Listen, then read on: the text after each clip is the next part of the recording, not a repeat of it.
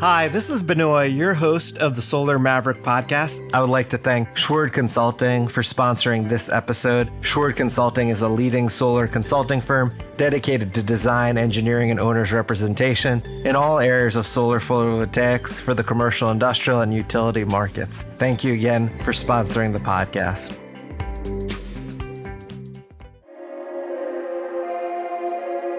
Florida Power and Light, NextEra Energy, dominates the market. They're a wonderful organization. They're a utility that does offer probably one of the lowest costs of electricity in the nation. So we do have to give them credit for that. Hello and welcome to the Solar Maverick podcast, where solar meets entrepreneurship and experience. I'm your host, Benoy Thanjan, so let's get into it.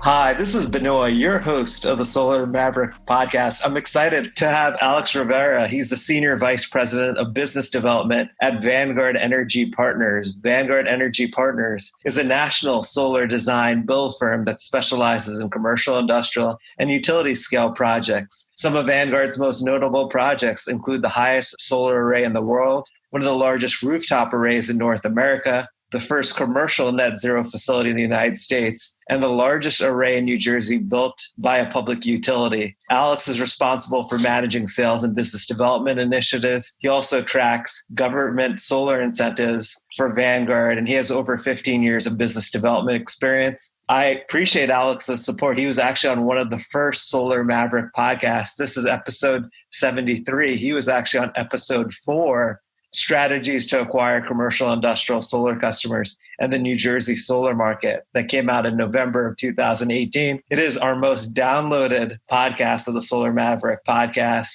And I had to get Alex back on the podcast. We had such great feedback from the interview. And welcome, Alex, to the podcast. Thank you for being on it again. Glad to participate. Thank you for the invitation. And again, as always, good to remind ourselves, why are we here? Why this podcast? Why this type of interaction? And everything, I guess, can be originated or it can be pointed to the initial commitment by the state of New Jersey and other northeastern states toward the expansion of renewable energy. So here we stand today, some 18 years later, after New Jersey has successfully promoted and fostered investment from the marketplace toward renewable energy. And we have all learned quite a bit and happy to interact. Yeah, definitely. And we got such great perspective last time about New Jersey policy and your perspective on the commercial industrial market. And then also as well, I asked you about the Northeast markets, which you said is the best market really to be in the US. So it would be great to talk about it. And I think it'd also be helpful just for our audience to learn more about Vanguard Energy Partners, and specifically your role. I know I gave a very high level description if they didn't listen to the previous podcast. Sure. So my role as a founder with 3 other colleagues of Vanguard Energy Partners is primarily the development and origination of solar commercial and utility scale projects.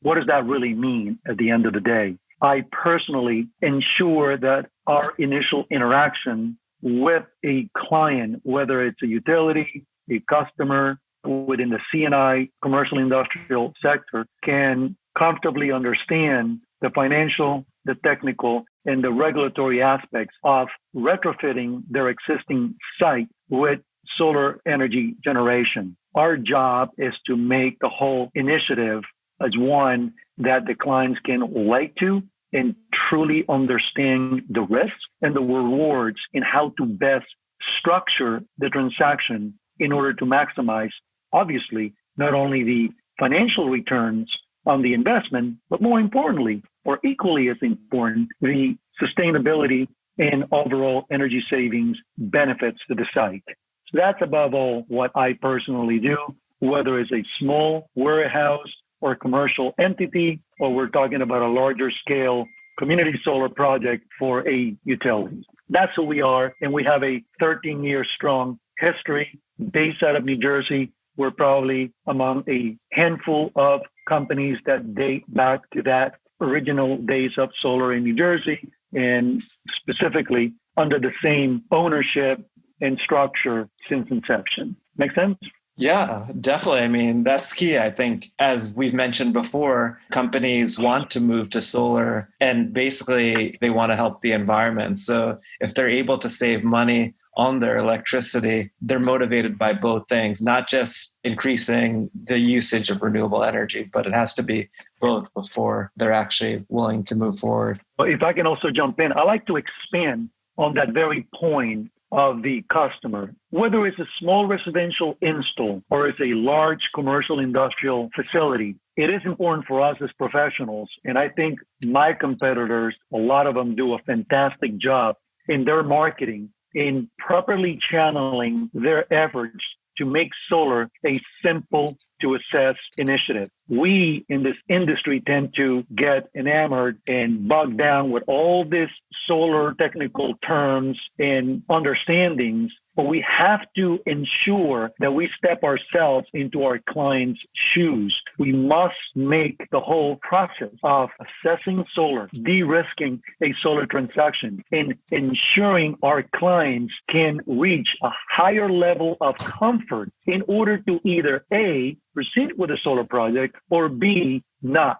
In other words, not pursue the solar project. Because at the end of the day, my job is not to originate or sell a project. My job is to ensure our clients understand the transaction so they can objectively decide, is this truly beneficial to our company or not? And that goes for utilities all the way down to residential. So we, as solar energy contractors and originators of these transactions, should always remind ourselves, what is it that our clients are seeking? Is it a higher level of sustainability, a higher level of energy savings, and the ability to hedge their future cost of electricity? That should be the holy grail of getting up in the morning and ensuring that we are delivering that objective data to our end users. So that is the basis of everything that we're going to discuss from here on.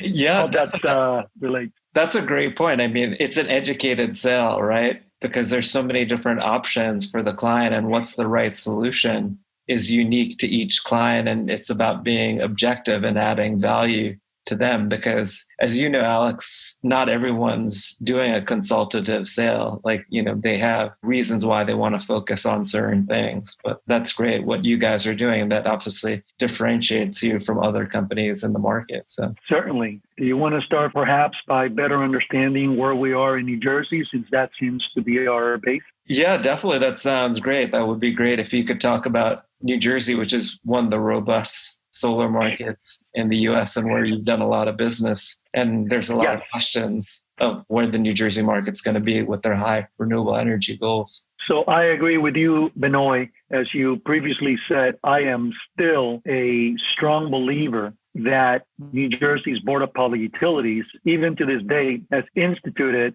and set forth a model that is most beneficial to the end user. New Jersey is true to its commitment of increasing where its electric generation comes from, in this case, clean sources, but more importantly, enabling the end user to have a reasonable payback in order to really adapt the technology. And everything starts with that incentive structure or model in order to properly foster folks to go out there and make those investments. Whether you're a small residential homeowner looking to offset your usage, or you're a large asset owner looking to set a community solar project, which output will benefit hundreds of folks throughout the region.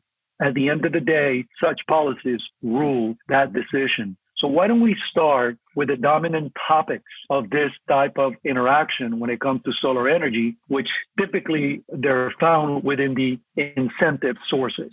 From the federal government, as we all know, we have scheduled reductions of the business investment tax credit. That is an important element on the payback of any solar project.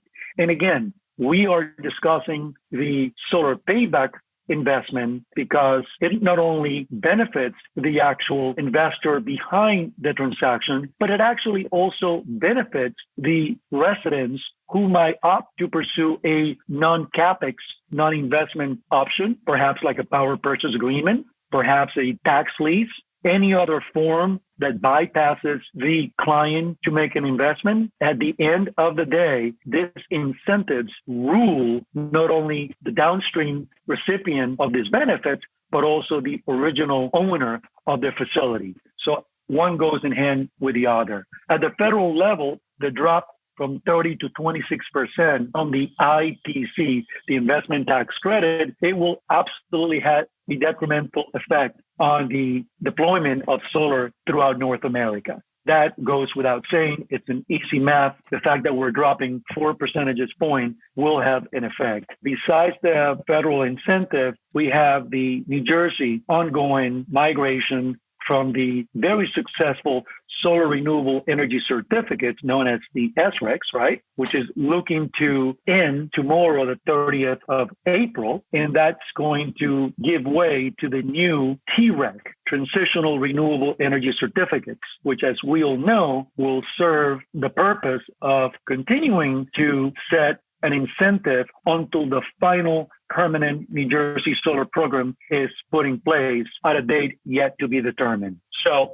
for this conversation, the TREC is key for all these projects, given the fact that the SRECs will go away starting tomorrow. That TREC is offering a very unique benefit to the state of New Jersey, to the off-takers, to the asset owners of solar projects. Unlike the SREC, the TREC is a fixed stream of revenues priced at $152 per megawatt hour for the next 15 years. So we are having very positive responses from the marketplace now that New Jersey has gone to a revenue certain model versus a market-based volatility option that we previously had. So think about the decision of doing solar in New Jersey before the TRECs. You had to make a certain number of assumptions as to what the value would be after a certain number of years. That element of risk, that element of speculation specifically brings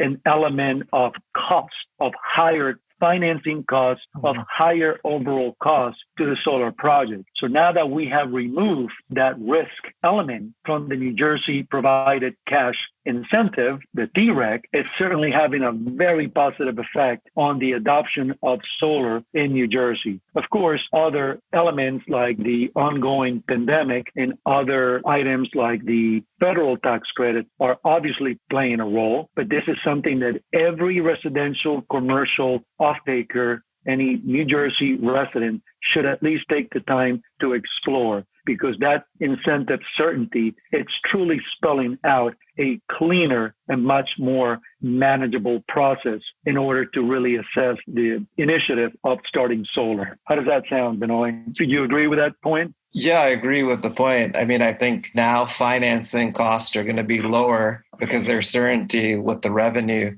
Instead of what you're saying, people would see what a 3 to 5 year forward was in the market and then estimate what the SRECs were with the 15-year and 10-year life. It's a lower value, right? Because I think 2020 SRECs are probably trading between $220 to $230. Now you're talking about $152. I think the other interesting aspect that we talked before we start recording is that they've created certain factors to incentivize and I guess you could say de-incentivize as well certain types of development. Can you talk about like the different factors and how that impacts the development in the state? Yes, that's a great transitional point. So again, every citizen of New Jersey, whether we're talking about a specific residential install or commercial, should take a very close look at what's going on in New Jersey. I will say the Board of Public Utilities and the New Jersey Clean Energy Program, my recommendation would be for them to step up the educational process, because there are clients in New Jersey who are still thinking solar is a 7, 8, 9 year, 10-year payback, which is not correct. We are absolutely looking at installs which have a 3 to 5.5 year payback. And that's a material point that we should absolutely get the word out to the public. Now, New Jersey has decided to primarily incentivize, in order of priority, landfills, sites of historical disposal, followed by rooftops, followed by parking lots, meaning solar over parking canopies. All these areas are prioritized by this 15-year fixed incentive by way of providing those sites with a full incentive at $152. However, if you're looking to install solar in a vacant ground lot, you are looking at a 40% reduction on that $152 incentive. So a lot of our clients are asking, why am I being penalized for deciding to put solar panels on our backyard? Whether you're a residential site or you happen to be a large warehousing facility with a few acres behind you that you own and you like to put solar panels on. And the reason is pretty simple. New Jersey is trying to preserve green areas. Any type of open green area will have that reduced incentive in order to move the appetite for solar over your rooftop, over your parking lot, or any type of landfill, brownfield that you might have access to. So yeah, it is a dramatic 40% reduction on the incentive. And I will say, unfortunately, residential installs are also subject to the 40% reduction and only receive 60% of the full $152 New Jersey TREC incentive. I'm assuming you have heard the same complaints on your end, Benoy, have you? Oh, yeah, definitely. I mean, the residential market's basically saying that really hurts the economics related to their projects, and that the residential industry in New Jersey for solar is going to decrease substantially. And residential installation the past few years has been the most installations that we have been seeing, more than utility scale development and commercial industrial. So it's a big thing that I know a lot of residential installers are reaching out to the government officials, the BPU, the Office of Clean Energy. Right. So as it stands today, if you are an individual or business looking to deploy solar, absolutely your rooftop and your parking areas, and if you're lucky to have access to a brownfield or a landfill, will be your areas for full incentive eligibility. So that is a very point of concern, which we are trying to navigate as we try to help our clients best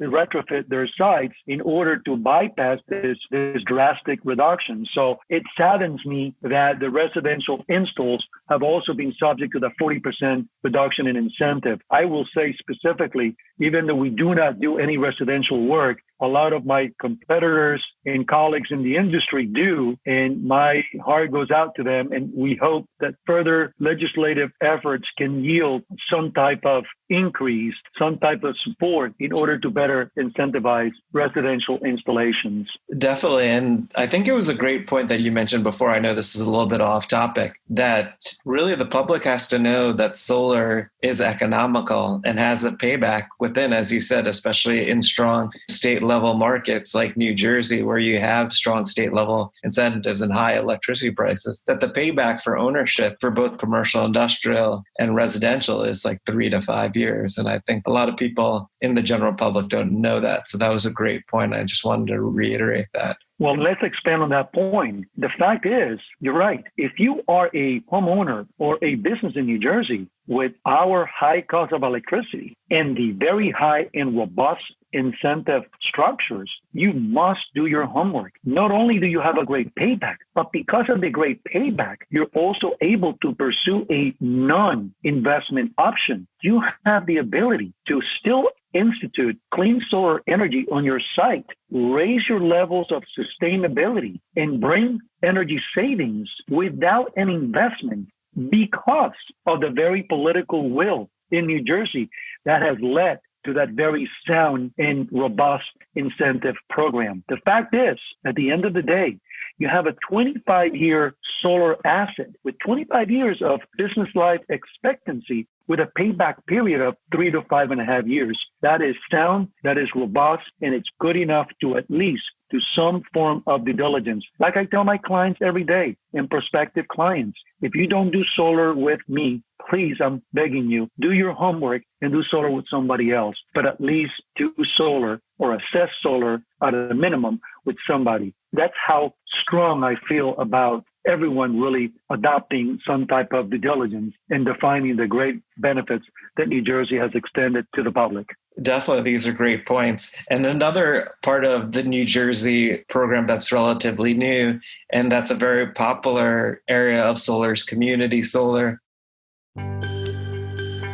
Hi, this is Benoy, your host of the Solar Maverick podcast. I would like to thank Schwerd Consulting for being the sponsor for this episode. Schwerd Consulting is a leading solar consulting firm dedicated to design, engineering, and owner's representation in all areas of solar voltaics for the commercial, industrial, and utility markets. At Schwerd Consulting, they like to say, we know solar. We don't just do solar. What sets them apart is their 100% focus on solar and understanding the business of their clients. In its 5 years of business, Schwerd Consulting has provided services for approximately 450 megawatts of PV across over 330 sites in 15 states plus the Caribbean. That total includes 300 megawatts of completed designs and engineering and 150 megawatts of consulting and owner rep services.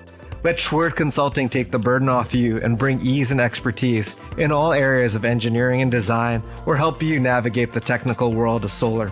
If you're interested in learning more about Schwerd Consulting, you can call at 215-219-6718 or email at admin@schwerdconsulting.com. Schwerd Consulting website is www.schwerdconsulting.com. We'll also have this information as well in the notes of the podcast. Steve Schwerd, who's the owner of Schwerd Consulting, was interviewed on episode 17 and 48 of the Solar Maverick podcast, and also episode 42, which was a panel discussion on how solar technology is changing the world. Thank you to Schwerd Consulting for sponsoring this episode of the podcast. Can you speak to the community solar pilot in New Jersey and the opportunity with that? Absolutely. So again, let's not forget, everybody throws this term around, community solar, as if it's something that's a very old structure that's been around forever and easy to implement. I like to bring up and give a lot of gratitude to those folks in the industry and public officials who dedicated an incredible amount of effort in order for New Jersey to finally step up with this structure known as New Jersey Community Solar Program. What's so special about this program? Let's put this in very simple terms. Anytime you do solar in New Jersey and you're looking to offset your electricity savings and raise your levels of sustainability, you need to basically you need to install solar panels, the solar technology, the project within your premises, whether it's your rooftop, your parking areas, your backyard. You must sit the project within the site that's going to consume the solar energy, or you could sit the solar project on a property contiguous to the site consuming the solar energy. So that sounds like a noble and excellent proposition. But what about those folks who, A, lack financial resources to implement solar on their site, B, lack the technical aspects to put solar? What if your rooftop is too old? What if your rooftop or backyard is fully shaded? What if you're technically just not in a good situation to do solar energy? Well, that's going to put a damper on your ability to do solar. Community solar allows you to receive the solar benefits from an installation not on your site, but foreign to your site. So think about all of us living on a specific neighborhood, on a shaded street with not the ideal aspects or characteristics to do solar. How wonderful would it be for a solar developer to install a large solar project, say 20, 30, 40 miles away on an ideal site, and yet credit our own utility bills with a percentage of the solar benefits from that foreign sited solar project. Basically, it's a wonderful initiative allowing those who have been prevented from financial or technical reasons in the past to benefit from solar. They are now able to do so as a result of this community solar project. It's a wonderful idea. Wouldn't you think, Benoy? Yeah, definitely. I mean, you explained it great. I mean, it's an opportunity for people to have solar that would normally not have solar, and that creates a huge market and opportunity. And I think politicians love it because, as you mentioned, low, moderate income has access to solar that wouldn't normally have it. So that's absolutely. I mean, what a great point. This whole low to moderate income area should absolutely benefit from solar. So that is one qualifying aspect of any project currently attempting to benefit from this community solar project program in order to receive eligibility.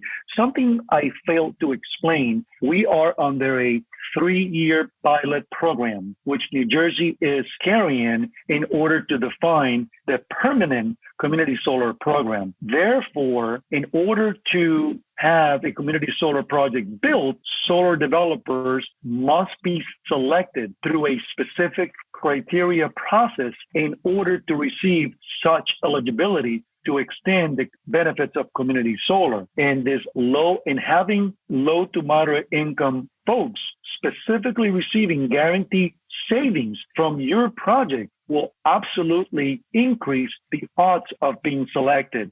So Vanguard, our company, is looking forward in participating on the 2nd-year pilot program of projects seeking this eligibility. And we're very excited about it because we're working in doing specific partnerships with townships and LMI organizations and overall affordable housing agencies in order to match our projects with those specific groups to ensure the very purpose of this program to actually be met by our development. So we're very excited about community solar. I think it's going to extend the benefits of solar to so many folks who have been pretty much ignored throughout the years of New Jersey successfully expanding their program. So that's a humongous benefit. Yeah, definitely. And the pilot program is basically for 3 years. It's 75 megawatts each year. The first projects were awarded in December of 2019. From speaking to developers who were awarded, they were saying that they put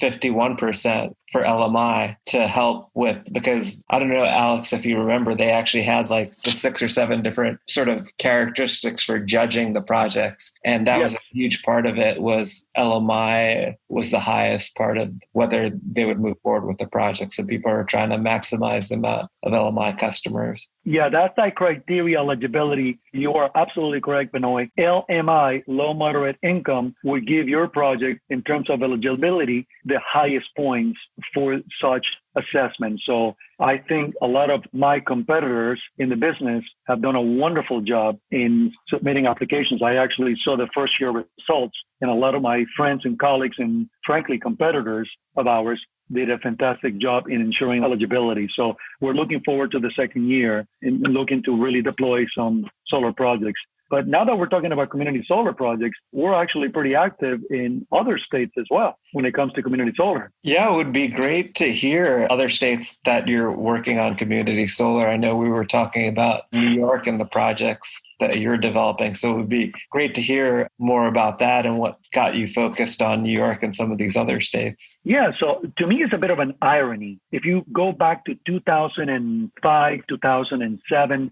New Jersey has always led the nation, always top 2, 3, or 4 in the nation when it comes to deploying solar. And let's step back a little bit. If you remember back in 2002, 2003, New Jersey only had 6 installations. That's it. Oh, wow. I think it was 2002. Fast forward to this year, New Jersey has over 126,000 installations in our state. So clearly, in the last 18 years, New Jersey has always been documented to be a leader on this industry. And by the way, we have over 3.7 gigawatts. Think about the capacity throughout the state when we simply had a couple hundred kW back in the day. It is just amazing, the growth in New Jersey and the sustainability and economical benefits that New Jersey has enjoyed throughout this process. So why an irony? Why do I feel community solar is a bit of an irony? I believe it's an irony because even though we were a leader in this industry, really, New York, Vermont, and other states actually took the lead on this very noble community solar program. Many other states, like New York, are years ahead of New Jersey in terms of implementing what I think is a very noble initiative. The fact that you can benefit and receive solar energy benefits, even though you don't have the financial resources or a site that's solar friendly, it's monumental. I think it goes without saying that I am a strong believer on every taxpayer on any given jurisdiction to have the same ability to save in electricity and raise their levels of sustainability, regardless of your financial status.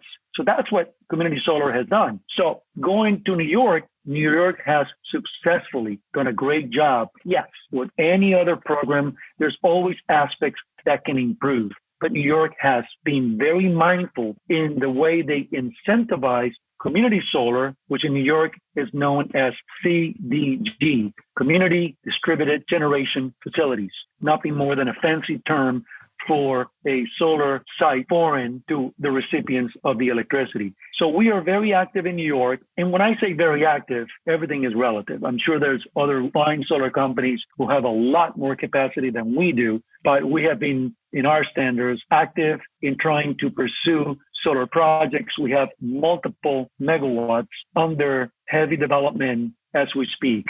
So Vanguard is not only trying to build community solar projects for folks who have started those projects and enter into the development stages, which are the initial steps of any solar project construction, but we have also originated these projects ourselves from the point of contacting landowners and going through the early permitting, land use, and environmental steps, which lead you to interconnection utility steps in order to really bring the project to construction. Why do we like New York so much in community solar? Because New York has a lot of areas, especially outside of the New York and the boroughs, which do bring some optimal land-based sites with the ability to benefit hundreds of residents within the same utility service territory as to where these specific vacant lots are located and where we're going to install the solar panels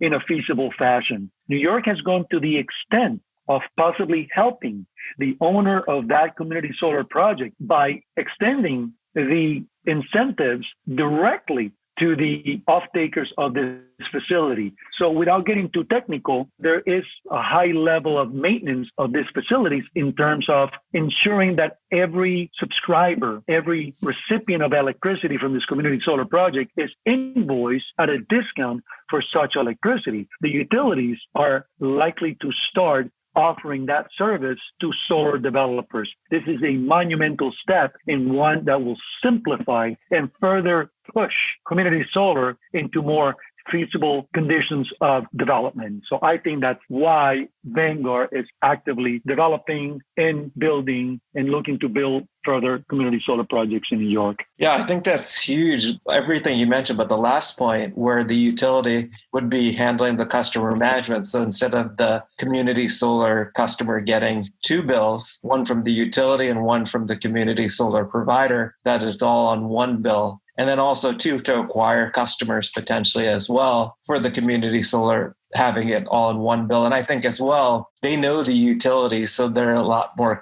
but there's a higher percentage of getting paid versus like an outside vendor as well doing that. So, Benoy, excellent point. And thank you. You just reminded me, we need to always remind ourselves to remind the public, the audience, of what is it that we're talking about. Well said. When you are a participant, better known as a subscriber on a community solar project, you are going to receive two separate invoices. You're going to receive your normal utility invoice, as you always do today, but you're also going to receive an invoice from the solar company that owns the solar panels for your discounted credit or electricity in your utility bill, which really, to be more specific, it's a specific solar credit to your utility bill. You are separately invoiced that by the solar developer that owns the array. So thank you, Benoy. That's exactly what we're trying to stress here. New York is going to move to streamline that process and avoid two separate invoices, utility and solar developer,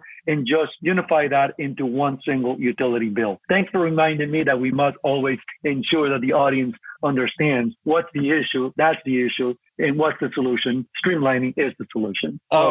Definitely. Anytime. Obviously we have a wide range of people who listen to the podcast. Can you talk about other states you focus on, other outside of New York and New Jersey? Be helpful, I think, for our listeners who we call Mavericks. Yeah, for sure. So we're looking at at a high level, looking at Florida. As you guys probably already know, Florida is not a state that incentivizes the adoption of solar energy by residential and commercial sites. Let me take a step back. They do offer net metering benefits, meaning they do offer full retail value for the solar generation on your utility bill that you do not use. So yes, Florida does offer a fair credit for your solar generation in your utility bill, but it does not offer a cash incentive as we do up in the Northeast for your solar project.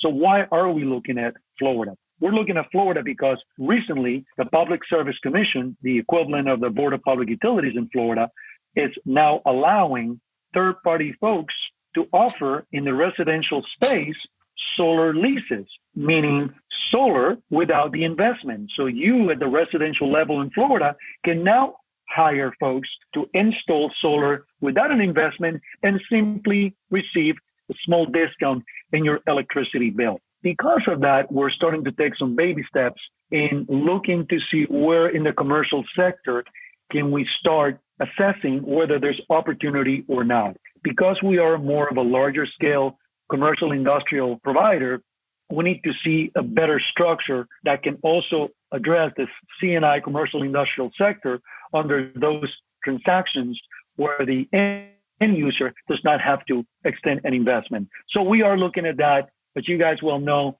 Florida Power and Light, NextEra Energy, dominates the market. They're a wonderful organization. They're a utility that does offer probably one of the lowest costs of electricity in the nation. So we do have to give them credit for that. And we're hoping that as Florida matures into the solar renewable space, we will see some type of incentive instituted or some form of non-investment structure for commercial industrial to also benefit from solar without the investment. That will be the catalyst for us to enter the market. And it's all about getting into these markets earlier than once everything's fully formed, because that's another thing. Yeah, well said. My apologies to interrupt you. And yeah, we're also looking at the state of Virginia for all the obvious. We saw the Clean Energy Act signed by the governor. So that's going to spark a lot of new changes in Virginia.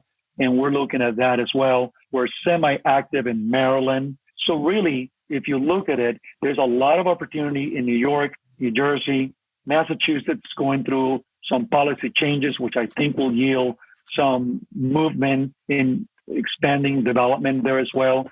Virginia, Maryland, we are very cautiously optimistic in Pennsylvania. If they're able to institute a very ambitious program as well, they just need to figure out how funding would work, and really down the eastern seaboard selectively all the way down to Florida. So we're looking at all those markets and trying, as you said, getting there early and always reminding ourselves, how can our clients really benefit with or without an investment? How can we objectively offer the real service of objectively explaining the benefits and really finding that avenue, that option for that client to adopt solar energy technologies at the most financially optimal way?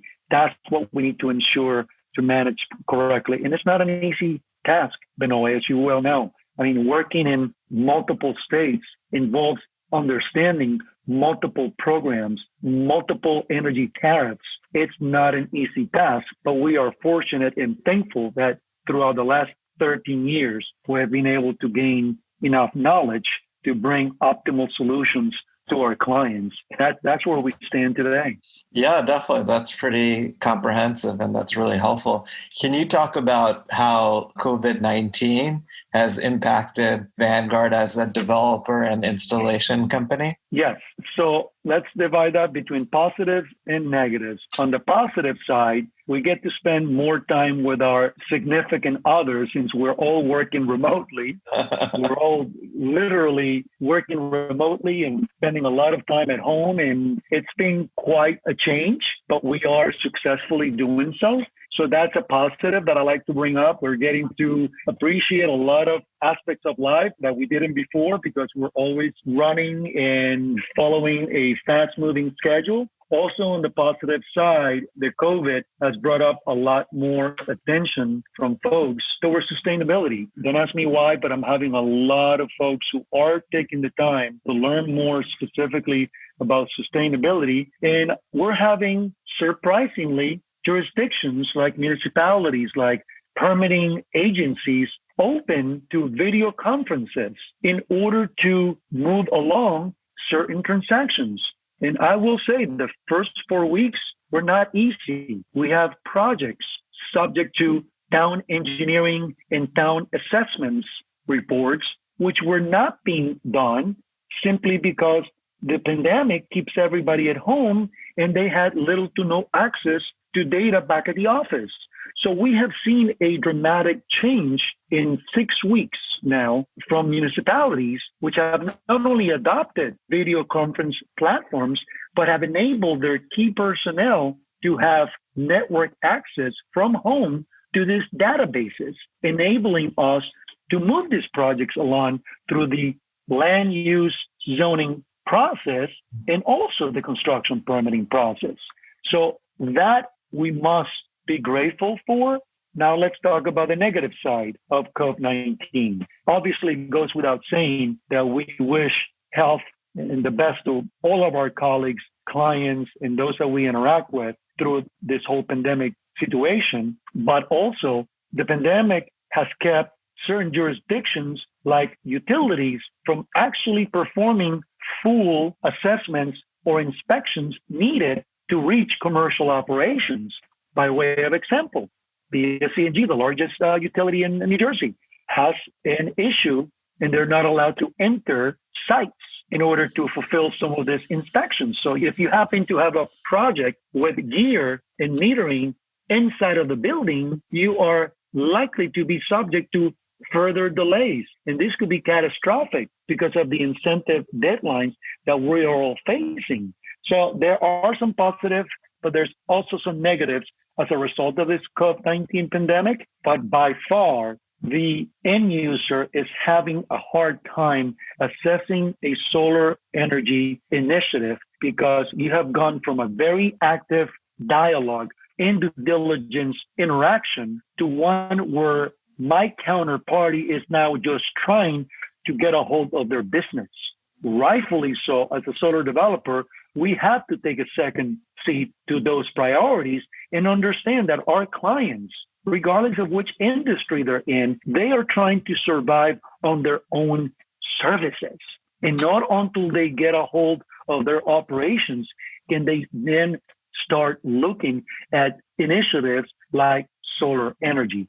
So that, in layman's terms, is our biggest obstacle. It's improving, but it's our biggest obstacle in bringing further delays into projects, which never spell anything positive. Definitely. That's another great point that you mentioned. A lot of businesses are focused on their existing businesses and surviving and not necessarily installing solar. So that's a great point. Also, the sponsor of this episode of the podcast is Schwerd Consulting. I know Schwerd Consulting has worked with Vanguard Energy Partners for a very long time. And that's actually how I met Steve Schwerd, because I used to work at Vanguard Energy Partners. Can you talk about your experience with Schwerd Consulting? Certainly. Wow, this is a great surprise. I had no idea Schwerd Consulting was actually sponsoring this. And I say that with the utmost objectivity.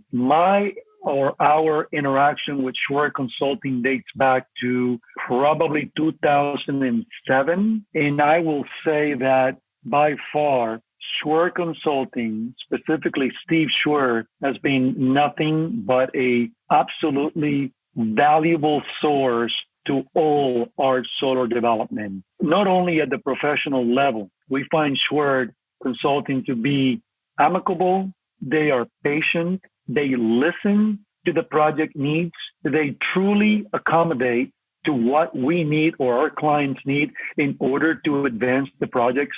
And I do not take that lightly at all. There are many engineering firms which seem to follow a certain protocol, and we respect that.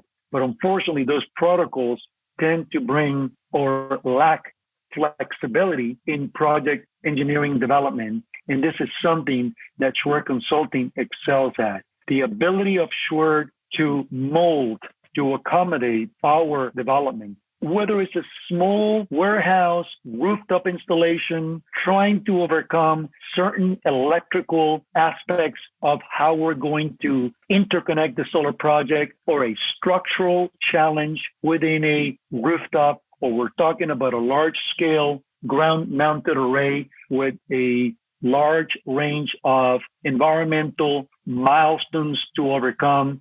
I cannot speak enough about how helpful Shure Consulting and Stephen have been with our organization. Again, I welcome my competitors, my clients, anybody in the marketplace. Just take the time, take 10 minutes and give Steve Schwartz a call and just learn more about their approach and patience in really assessing the project development. Because again, I cannot speak enough about the great value that Stephen has brought to us professionally. And at a personal level, I find him to be an amicable fella, easy to communicate with, and above all, unlike most engineering firms, with an ideal value of or element of having the openness to listen to what the client needs. So again, thank you for bringing the name up. I had no idea he's a sponsor of the segment, and I cannot be happier about that fact. Well, that's an amazing recommendation. So First Word Consulting, and we thank them for sponsoring this episode. You know, it's interesting. This is the 73rd podcast, and a lot of the guests asked me, how can I be the number one downloaded podcast episode? And I thought it was interesting to hear that for your potential customers, that you provide them in the email a link towards the podcast. And I've been surprised over time. I still see a lot of people downloading the podcast. Can you talk about that? Because, you know, it's interesting because I think you do a great job of promoting it. And I think it's just interesting from a marketing perspective where your clients get to know and learn about you in a non-intrusive way, and that they could learn about the industry. Can you talk about that a little bit? Yes, I'm happy to share. And this goes back to why I am honored to be part of this podcast. And that sounds like a cliche, but it's not. And I'll tell you why. I learned early on, really early on, I'm talking about 2007, that in order to be successful in enabling folks,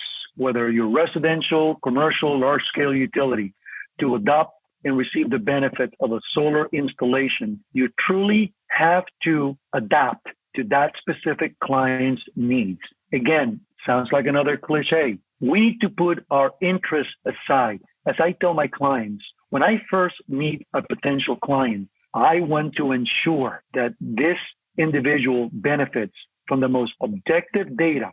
Even if that objective data hurts my company's chances in eventually signing a contract, that objectivity must be there, in honesty above all.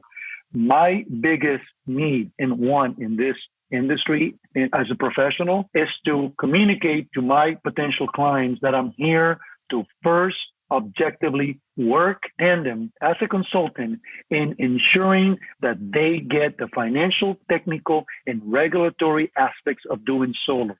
And only if we're able to objectively and honestly reach a conclusion that A, moves the project forward, or B, cancels the project, then I am the happiest professional in this industry. And I think a lot of my longtime clients, like Goya Foods, like Morgan Stanley, like Deutsche Bank, Prudential Insurance, FNS Produce, there's a common denominator among all these clients.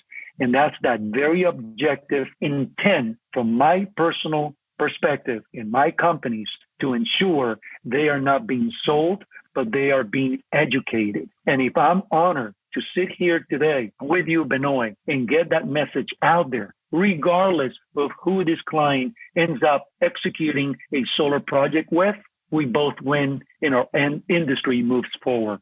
I think this is how podcasts will reach a higher level of participation, because there's got to be that honest intent.